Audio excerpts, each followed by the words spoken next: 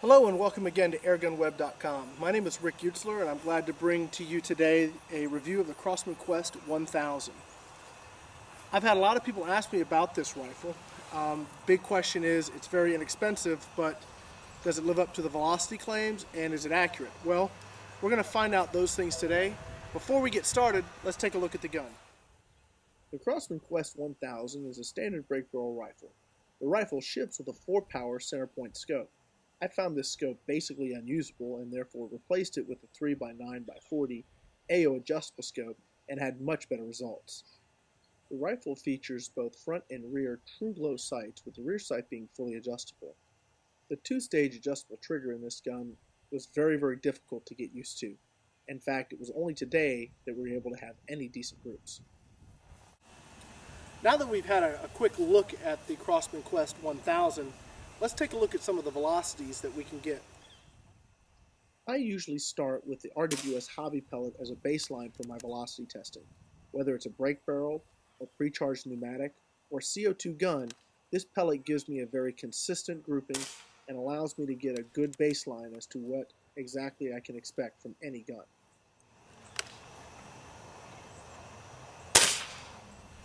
The fastest pellet we had was 994 feet per second, which is moving along pretty good shape.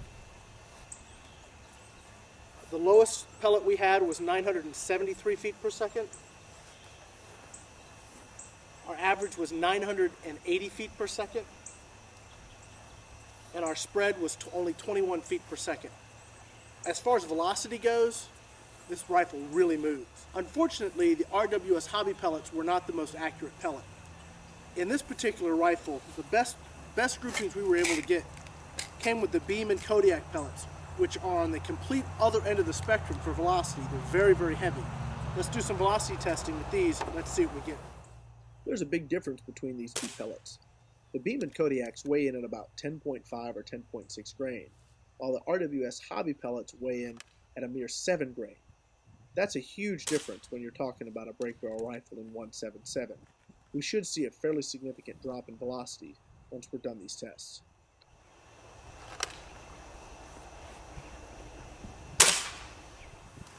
Let's take a look at our speeds. Our fastest pellet went 798 feet per second.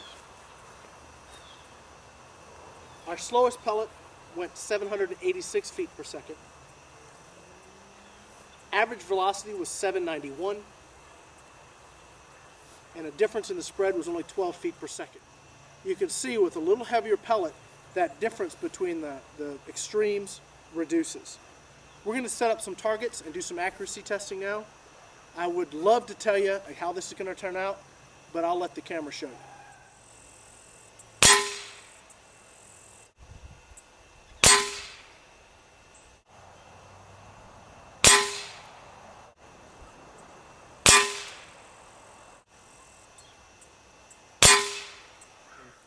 When I first started shooting this gun, I couldn't get anything to shoot straight, bottom line. The worst of all were the lighter pellets. And today I come out and I start off with the Hobby pellets. And I know this is no miraculous group by any stretch of the imagination, but compared to the 2 and 3 inch groups I had been getting, I'm really excited. So what we're going to do is we're going to shoot a couple more groups with the Hobbies, and then I'm going to switch over to the Kodiaks, and hopefully some of this will start making sense.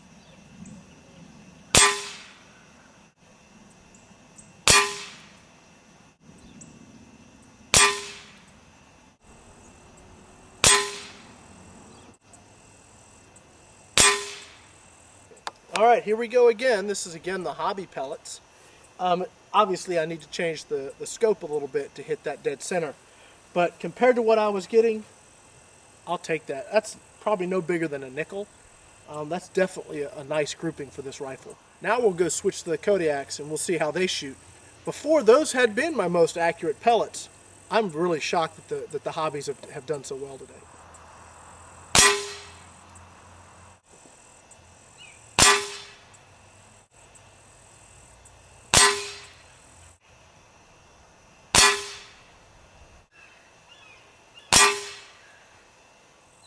Okay, we just wrapped up this 5-shot group with the Beam and Kodiaks.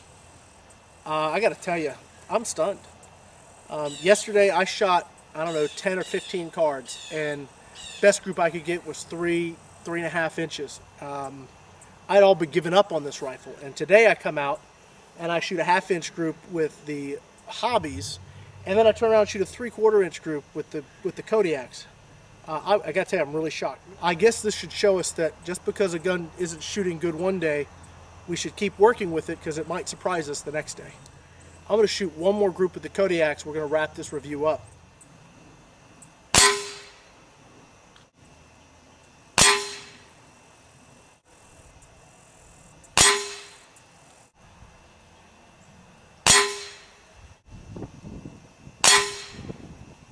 Okay, well, this is our last group. We just shot the beaming Kodiak pellets. That's a really nice group. I'm very happy with that. As I've been working with the gun today, don't worry, the goats know to duck. As I've been working with the gun today, I think I've really come to the conclusion that to get good accurate shots, you really got to learn the trigger. I noticed today when I was pulling the trigger, it was a little bit smoother. I've probably put 800 pellets through this gun, and maybe I finally reached the point where things are smoothing out. I noticed that I could pull it and had a lot of resistance, but I knew more today when the gun was going to fire than I did yesterday, and I have to just guess that that's why these shot groups are better. The gun hits hard and it shoots relatively accurately, better than I expected. We're shooting at about 15 yards today. As we wrap up this review of the Crosman Quest 1000, I want to take a minute to thank the guys over at Crosman for providing us this for a review product. They also gave us this nice banner, so the next time you go to look to get a gun, don't forget about Crosman. This rifle really surprised me today. I'm nearly certain that the accuracy improvement I saw was totally dependent on my ability to guess the trigger better today than yesterday. As I said, I have shot probably 800 pellets through this rifle, and it wasn't until today that I got good groupings. Yesterday's, I just gave up, frankly. When the best I could do was 2.5 and 3 inches, I just quit. I spent several hours trying to get it to shoot straight. Today I come out and the thing completely blows me over. So obviously you got to learn your gun. You got to learn how to hold it. You got to learn where the balance point is. You got to learn how to pull the trigger. It's an inexpensive gun, which means you're going to have to do more work yourself to shoot accurately.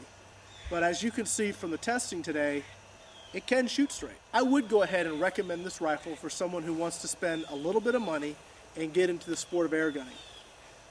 Just realize you're going to need to take some time with it, and you're going to have to find the right pellet for your particular rifle. But don't be afraid to go out and just shoot all day. Eventually, hopefully, you'll see the same sort of results that I did. My name is Rick Utzler. Thanks again for joining us here on airgunweb.com. Till next time.